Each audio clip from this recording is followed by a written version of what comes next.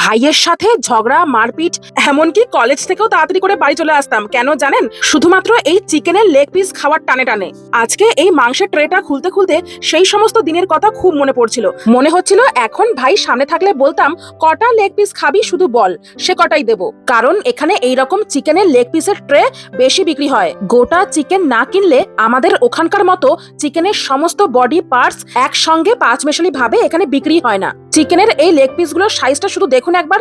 দেখে মনে হচ্ছে না জিমে গিয়ে প্রোটিন শেক খেয়ে এসেছে। এই দেশের সব জায়গারই চিকেন গুলো এমনই দেখতে হয়, জানেন তো, বুক চওড়া পা মোটা। এই রকমটা হওয়ার পেছনে এখানে অনেকগুলোই কারণ আছে।